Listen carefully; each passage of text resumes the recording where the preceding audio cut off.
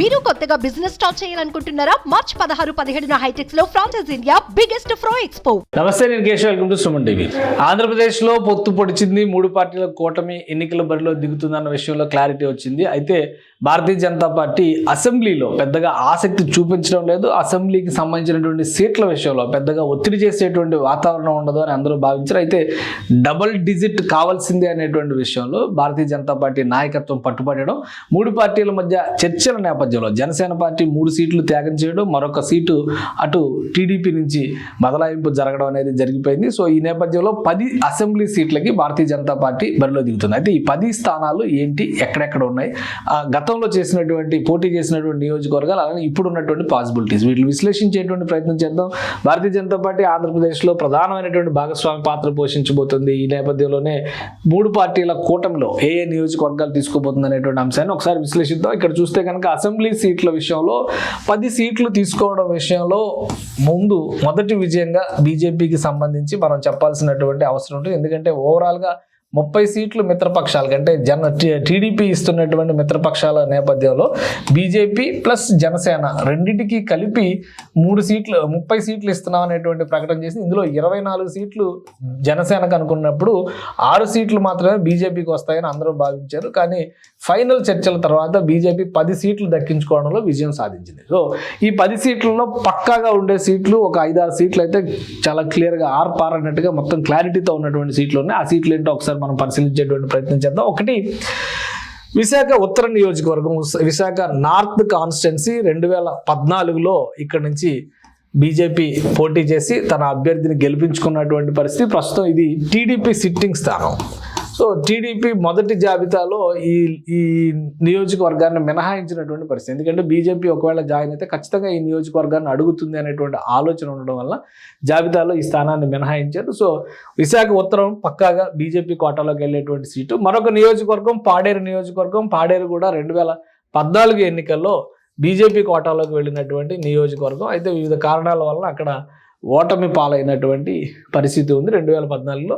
So తర్వాత మరొక ముఖ్యమైనటువంటి నియోజకవర్గం కైకలూరు నియోజకవర్గం. కైకలూరుకు సంబంధించి ఇది కూడా 2014లో టీడీపీ గెలుచుకున్నటువంటి సీటు కాబట్టి పక్కాగా ఇవ్వాల్సి వస్తుందనే లిస్ట్లో తెలుగుదేశం ఎగ్జామ్షన్ ఇచ్చింది. ఎందుకంటే ఉమ్మడి కృష్ణా జిల్లాలో ఉన్నటువంటి అన్ని నియోజకవర్గాలు 17 నియోజకవర్గాల్లో 14 నియోజకవర్గాల అభ్యర్థులను అనౌన్స్ చేశారు. 3 నియోజకవర్గాలు మినహాయించారు. వాటిలో కైకలూరు కూడా ఒకటి. కాబట్టి ఈ సీటు పక్కాగా బీజేపీ కోటాలోకి వెళ్ళేటువంటి సీటు. ఇక మరొక నియోజకవర్గం రాయలసీమలో కీలకమైనటువంటి నియోజకవర్గం ఉంది, ధర్మవరం సీటు కూడా బీజేపీ కోటాలోకి వెళ్తుంది. అక్కడ బలమైనటువంటి నాయకులు కూడా బీజేపీకి ఉన్నటువంటి పరిస్థితి. ఇక 5వ సీటుగా మనం జమ్మలమడుగు సీట్ని డిసైడ్ చేయాల్సి ఉంటుంది. అక్కడ ఆదినారాయణ రెడ్డి మాజీ మంత్రి ఉన్నారు, బలమైనటువంటి నాయకత్వం ఉంది. కాబట్టి బీజేపీ కోటాలోకి వెళ్ళి. ఇంకొకటి, గత బై ఎలక్షన్స్లో బీజేపీ పోటీ చేసినటువంటి స్థానం ఇది. బీజేపీ ఎందుకని ప్రత్యేకంగా దీన్ని ఫోకస్ చేసిందంటే, రాష్ట్రంలో ఉన్నటువంటి 2 రాజకీయ పార్టీలు జనసేన టీడీపీ కూడా అక్కడ ఎమ్మెల్యే మరణించడం వల్ల జరిగినటువంటి ఉప ఎన్నిక కాబట్టి పోటీని నిలపకపోవడంతో పాలసీ పరంగా బీజేపీ తన అభ్యర్థిని బద్వేల్లో నిలబెట్టి గెలిపించుకునేటువంటి ప్రయత్నం చేసింది. గెలవకపోయినా కానీ 2వ స్థానంలో నిలిచారు. మంచి ఓటింగ్ సంపాదించినటువంటి పరిస్థితి ఉంది కాబట్టి బద్వేల్ సీటు కూడా బీజేపీ కోటాలోకి వెళ్ళేటువంటి సీటు. సో ఈ 6 సీట్లు పక్కాగా బీజేపీ సీట్లుగా అనౌన్స్ చేయడానికి అన్ని రకాల అవకాశాలు ఉన్నాయి. ఎందుకంటే దీనిపైన మిత్రపక్షాలు కూడా పెద్దగా అభ్యంతరం పెట్టదగినటువంటి అంశాలు ఏమీ లేవు. సో మరొక 4 సీట్లు చర్చల ద్వారా మిత్రపక్షాల నుంచి భారతీయ జనతా పార్టీ తీసుకోవాల్సినటువంటి అవసరం ఉంది. అందులో హిట్ లిస్టులో కనబడుతున్నటువంటి సీటు మదనపల్లి. ఇది 2014లో ఇక్కడ భారతీయ జనతా పార్టీ అభ్యర్థి పోటీ చేశారు ఎన్నికల్లో. అయితే ఓటమి పాలైనటువంటి పరిస్థితి ఉంది. సో రాయలసీమకు సంబంధించినటువంటి మరొక కీలకమైనటువంటి స్థానంగా దాన్ని చూడాలి. ఇక ట్రెడిషనల్గా తిరుపతి, విజయవాడ వెస్ట్ సీటు కూడా గతంలో భారతీయ జనతా పార్టీ 2014లో పోటీ చేసినటువంటి సీటు. ఈ సీటు పైన ఫోకస్ పెట్టడానికి భారతీయ జనతా పార్టీ ఆసక్తి చూపిస్తుంది. ఎందుకంటే అక్కడ మైనారిటీలు ఎక్కడైతే బరిలో దిగుతున్నారో, వైసీపీ ఎక్కడెక్కడైతే మైనారిటీలను బరిలో దింపుతుంది. ఎందుకంటే మదనపల్లి సీటు కూడా మైనారిటీ కోటాలోనే ఉంది.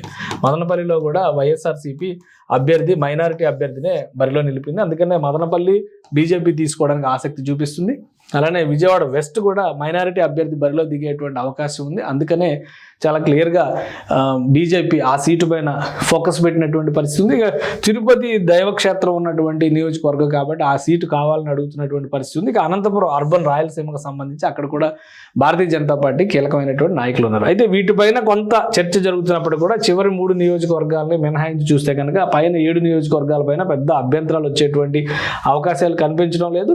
సో ఈ నేపథ్యంలో ఎవరు అభ్యర్థులు కావడానికి అవకాశం ఉంది అది కూడా ఒకసారి పరిశీలించేటువంటి ప్రయత్నం చేద్దాం. ఇది విశాఖ ఉత్తరానికి సంబంధించినటువంటి నియోజకవర్గంలో గతంలో విష్ణుకుమార్ రాజు ఎమ్మెల్యేగా గెలిచారు 2004లో, తర్వాత 2014లో, తర్వాత 2019లో కూడా పోటీ చేశారు. కానీ పొత్తులు లేకపోవడం వల్ల ఓటమి పాలైపోయినటువంటి పరిస్థితి ఉంది. కాబట్టి ఇది ఆయన సీటు, బహుశా అభ్యర్థి కూడా ఈసారి మళ్ళీ ఆయన అయ్యేటువంటి అవకాశం ఉంది. ఇక పాడేరు నియోజకవర్గానికి సంబంధించి లోకుల గాంధీ పోటీ చేశారు. ఆయన ప్రస్తుతం లోకుల గాంధీ మరణించారు. ఎందుకంటే ఆయన యువకుడే, వివిధ కారణాల వల్ల ఒక ఐఐటిలో చదువుకున్నటువంటి యువకుడు, కానీ ఆయన వైరల్ ఫీవర్తో చనిపోయారు. సరైన వైద్య సాయం అందక పాడేరు ఎస్టీ రిజర్వ్డ్ నియోజకవర్గం, అక్కడ ఉన్నటువంటి వసతులు వనరులు చాలా తక్కువ.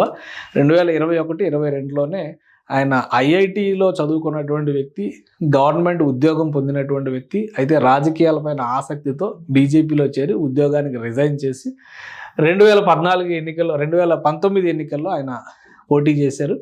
సో ఇక్కడ జరిగినటువంటి పరిణామాల్లో ఆయన ప్రాణాలు, అంటే ఆయన వైరల్ ఫీవర్ వల్ల చనిపోయినటువంటి పరిస్థితి ఉంది. సో గాంధీ ఫ్యామిలీకి సింపతి ఉంది అనేటువంటి అభిప్రాయంతో బీజేపీ నాయకత్వం ఉంది. కాబట్టి ఆయనకి టికెట్ ఇవ్వాలనేటువంటి ఆలోచన, ఆయన కుటుంబానికి టికెట్ ఇవ్వాలనేటువంటి ఆలోచన చేస్తున్నట్టుగా ఉంది. కాబట్టి పాడేరు సీట్ తీసుకుంటే పక్కాగా ఆ ఫ్యామిలీ నుంచి ఒకరికి సీట్ దక్కేటువంటి అవకాశం ఉండొచ్చు అనేది బీజేపీలో అంతర్గతంగా జరుగుతున్నటువంటి డిస్కషన్. ఇక కైకలూరు నియోజకవర్గం, కామినేని శ్రీనివాస్ గారు మాజీ మంత్రి, ఆయన అక్కడి నుంచి లాస్ట్ ఎలక్షన్స్లో పోటీ చేసి 2014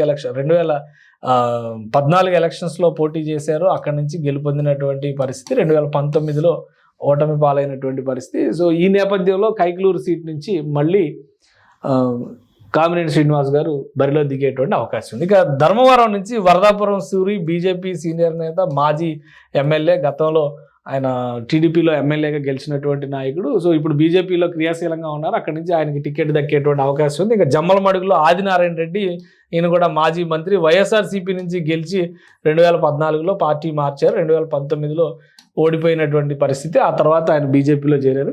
సో ఆయనకి అవకాశం ఉంటుంది. ఇక బద్వేల్ నుంచి ఉప ఎన్నికల్లో పి సురేష్, ఈయన బీజేపీ నుంచి కంటెస్ట్ చేశారు. అయితే గెలిచినటువంటి పరిస్థితి లేదు కాబట్టి ఆయనకే టికెట్ దక్కేటువంటి అవకాశం ఉంది. ఇక మదనపల్లిలో కొన్ని ఆప్షన్స్ని చూస్తున్నటువంటి పరిస్థితి ఉంది. కొంతమంది పారిశ్రామికవేత్తలు కూడా బీజేపీలో జాయిన్ అయినటువంటి పరిస్థితి ఉంది. కాబట్టి వాళ్ళలో ఎవరికైనా టికెట్ ఇవ్వచ్చు. ఇక ఈ మిగతా 3 కాన్స్టిట్యున్సీస్ కూడా మిత్రపక్షాలతో మాట్లాడిన తర్వాత వీటిపైన ఒక నిర్ణయం తీసుకునే అవకాశం ఉంది. కానీ ఇవన్నీ కూడా జనసేన కోటాకు వెళ్ళేటువంటి నియోజకవర్గాలు అనేటువంటి అభిప్రాయం పక్కాగా కనిపిస్తుంది. ఈ నేపథ్యంలోనే 2014లో మరికొన్ని నియోజకవర్గాలు, ఉదాహరణకి నరసరావుపేట లాంటి నియోజకవర్గాల్లో భారతీయ జనతా పార్టీ అభ్యర్థులు పోటీలో దిగారు. అలానే గుంటూరులో ఒక నియోజకవర్గం, అంటే గుంటూరు సిటీలో ఒక నియోజకవర్గం అడిగేటువంటి ఆలోచన చేస్తున్నట్టుగా తెలుస్తుంది.